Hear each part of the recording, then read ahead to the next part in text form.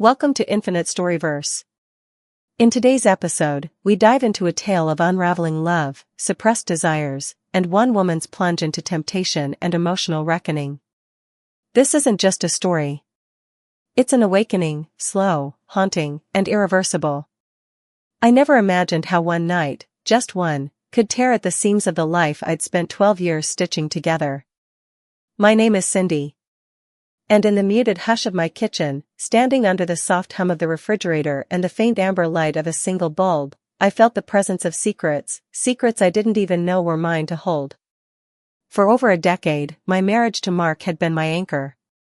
A lighthouse in storms I thought we'd always weather together. He was my certainty, my routine, my comfort. But in the past year, that certainty began to erode. Not in loud arguments or slamming doors, but in silences that lasted too long, touches that lingered too briefly, and eyes that never quite met mine. Our love didn't die suddenly. It faded like evening light, slowly, quietly, and then, gone. It was on a Friday evening when everything changed. The air was strangely dense, heavy like the sky before a thunderstorm. I stood in my kitchen, the one we had remodeled together, where we'd shared meals, burnt dinners, and long, lazy Sunday mornings. I should have felt safe there. But instead, I felt like a stranger in a place that used to be mine. Mark had been coming home later, carrying with him a scent that didn't belong, sometimes motor oil from the shop, sometimes something sweeter, unfamiliar. When I asked, he waved it off. Always tired, always distracted. We didn't have kids, life just unfolded that way. At first, we told ourselves we had time. Later, we told ourselves we were enough for each other. But that empty room in the house, the one we used for storage and spare linens, always felt like a silent reminder of what was missing. What we never had.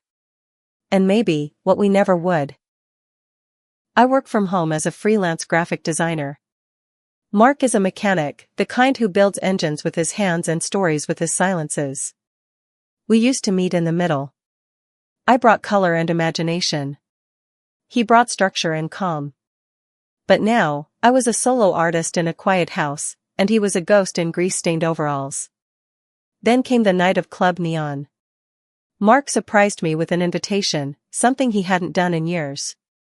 "Let's go out," he said, without meeting my eyes. "Get out of the house. Change things up." I didn't ask questions. I said yes. We hadn't been to Club Neon in over a decade.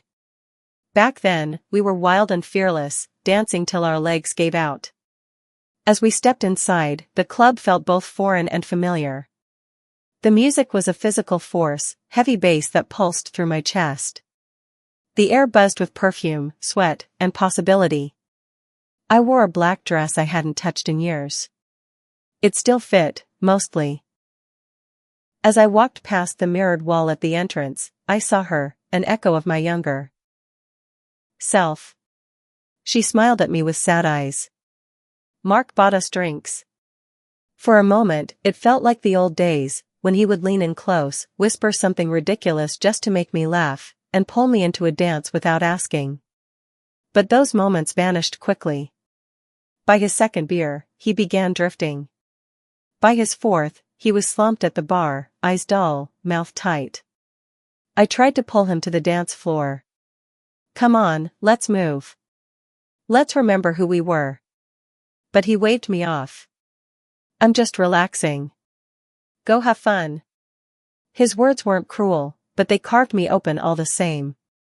So I did. I danced alone, surrounded by strangers. The rhythm pulled me, but not enough to silence the ache in my chest. I returned to the bar, ordered a gin and tonic, and leaned against the cool surface, wondering if I'd made a mistake by coming here. That's when I felt him. A presence beside me. Warm. Confident. "Hey there," he said. I turned, and there he was, Ethan. Early 30s. Green eyes sharp enough to cut through the fog in my mind. He smiled, extended a hand, and with it, an unspoken question, "Do you want to be seen?" I didn't answer with words. I just shook his hand and said, "I'm Cindy." And for the first time in years, I was just Cindy. Not someone's wife. Not someone's past. Just a woman in a black dress, feeling the gaze of someone who looked at her like she mattered. Ethan was smooth without being arrogant. Funny without trying too hard. His compliments weren't over the top, they were observant. Honest. He noticed the curve of my shoulder, the way I tucked my hair behind my ear, the tension in my laugh. And I noticed him noticing. Our conversation danced around safe topics, music, bad design clients, club decor, but under it all was something heavier. A tension that hummed with electricity. When he touched my arm mid-story, I didn't flinch. I didn't move away. Because it felt good. Too good. I glanced at Mark. Still slouched at the far end of the bar, surrounded by empty glasses, head tilted back in a daze. He didn't see me. He hadn't seen me in years. But Ethan did. He asked if I wanted another drink. I said yes. He brushed a hand against the small of my back, guiding me through the crowd. And I let him.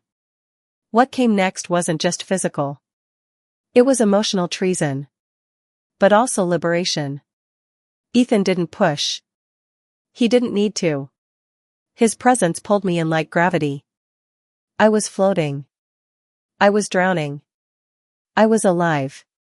When the night ended, Mark could barely walk. Ethan helped me get him into the car. He didn't say much on the drive home, but his silence wasn't uncomfortable, it was patient. Kind. We carried Mark up the stairs together. His body was heavy with drink, dead weight in our arms. We laid him on the couch. I covered him with a blanket. Then I turned to Ethan. He stood in the hallway, one hand on the wall, watching me with eyes that asked 1,000 questions. I didn't answer any of them. I just stepped closer.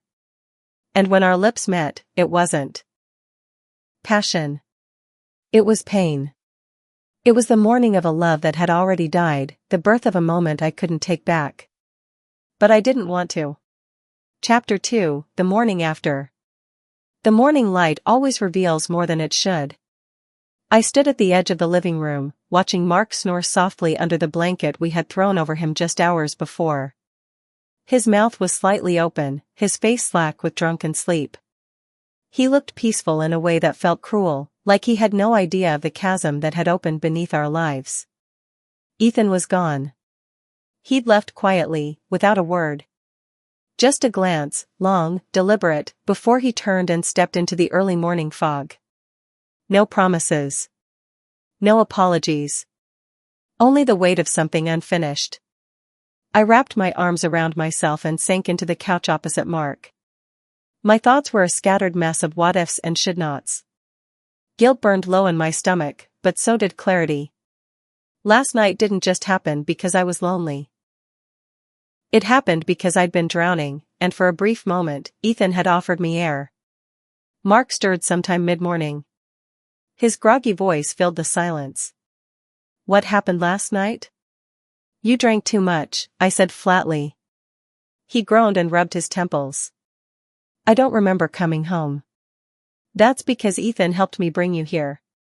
His eyes flicked up to meet mine, confusion clouding them. Ethan? A guy I met at the bar. Mark nodded slowly. He didn't ask more. Maybe he didn't want to know. The day moved in awkward fragments. Mark nursed his hangover in silence. I retreated to my workspace, though my hands hovered uselessly over the keyboard. The house buzzed with unspoken things. By evening, Mark finally said what I'd been waiting for. Have we stopped trying? I turned to him, surprised not by the question, but by the softness in it. I don't know, I said. Have we? He sighed. Lately, I feel like we're strangers in the same room.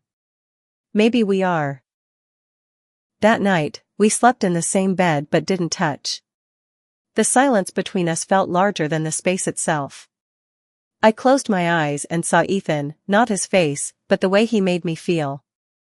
And that terrified me more than anything. Because for the first time I didn't want to go back to how things were. Chapter 3, The Night of No Return. The days that followed blurred into a haze of anxiety and anticipation. Cindy functioned like a ghost in her own home, floating from room to room, performing duties without presence, her mind constantly rewinding that kiss with Ethan. The electricity of it still pulsed in her fingertips, a cruel contrast to the cold distance growing between her and Mark. Mark, for his part, had become suspiciously attentive, bringing her flowers, cooking dinner, asking how her day went. The change might have warmed her under other circumstances, but it only deepened her guilt. Every kindness felt like a punishment. Ethan hadn't come by since that night. But Cindy knew he would. She felt it in her bones. And then, one evening, when Mark was away on a 3-day work trip, Ethan knocked. Cindy opened the door slowly. He stood there, hands in his pockets, eyes stormy and unreadable. Neither of them said a word. She stepped aside. He walked in. "I shouldn't have kissed you," he said once the door closed. "But I don't regret it." She swallowed hard. "I can't stop thinking about it." "Me neither." He stepped closer. "So let's stop pretending." She should have stopped him. But her heart was already racing toward a decision her mind couldn't catch. They didn't go to the bedroom. That felt too deliberate, too irreversible. Instead, they ended up in the kitchen, leaning into each other like survivors, like thieves, like people stealing warmth from a fire they knew could burn them alive. His hands on her waist, her mouth on his throat, the heat of it all melting the layers of guilt, fear, and propriety until all that remained was want. It wasn't rushed, nor slow. It was messy, desperate, honest. When he whispered her name like a vow, she let herself believe, for 1 hour, that she was allowed to be desired, seen, consumed. Later, they sat at the table, wrapped in a silence only two people who've crossed a line can understand. "I'm not sorry," Ethan said. Cindy looked at him, her voice shaking. "I am. But only because it can't last." He didn't argue. He reached for her hand instead. Chapter 4, The Fallout. Cindy tried to return to routine, but everything felt different. Her home no longer offered comfort, it pressed against her chest like a weighted blanket soaked with secrets. Every time Mark looked at her, she feared he knew. Every gentle touch, every kiss on the cheek, every shared cup of coffee sent a jolt of dread through her spine. Ethan kept his distance. No late-night visits. No texts. No notes under the door. She both resented and respected his absence. It gave her space to breathe, but also left her suffocating in silence. Until one evening, Mark's voice cut through the quiet like a knife. "Were you with someone?" The question hung in the air, sour and sudden. Cindy blinked. "What?" "Last Friday," he clarified, his gaze sharp. "I called. You didn't answer. You said you were asleep." She scrambled for a lie but stumbled over the truth. "I was just tired. I turned off my phone."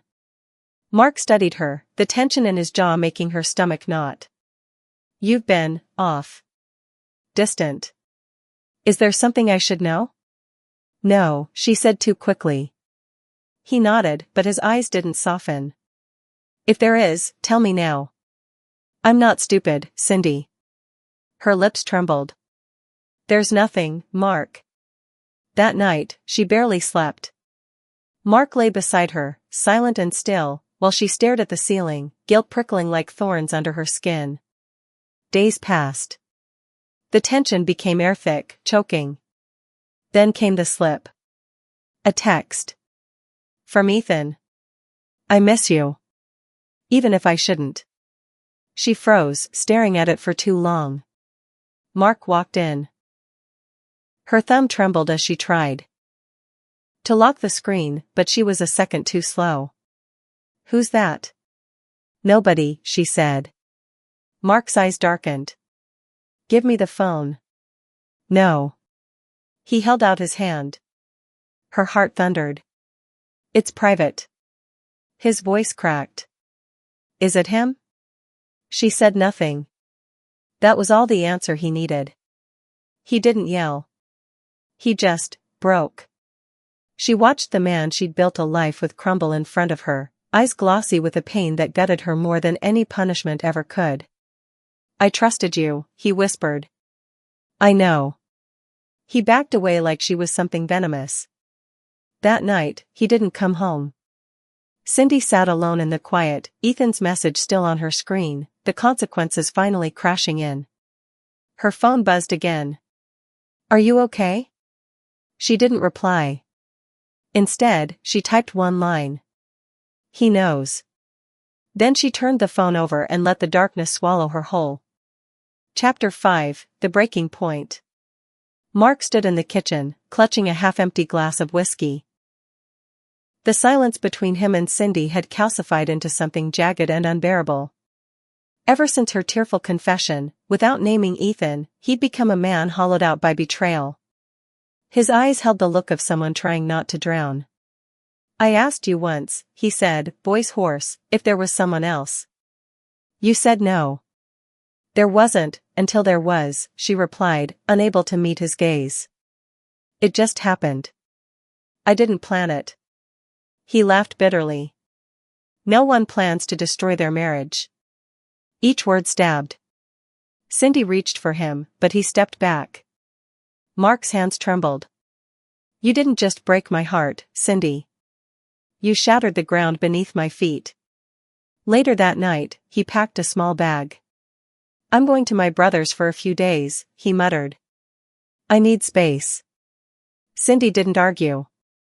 The silence in the house after he left felt like punishment.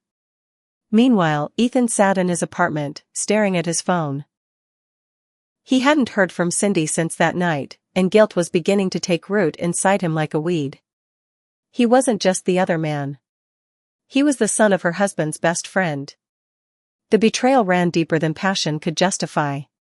Still, when his phone finally buzzed and her name appeared, he answered instantly. Ethan, she whispered, her voice barely holding together. Mark left. He swallowed. I'm sorry. I never wanted to ruin anything. But we did. There was a long pause. Do you regret it? He asked. I regret hurting him, she said. But you? No. I can't be the reason your life collapses. Too late. That weekend, Mark returned, not with forgiveness, but with questions. He wanted the full truth. Who is it? He asked. I deserve to know. Cindy froze. Her lips parted, but the name wouldn't come out. Not because she wanted to protect Ethan, but because saying his name would destroy Mark in a different way. He interpreted her silence as confirmation that it was someone they both knew. I can't look at you right now, he whispered. You're not the woman I married.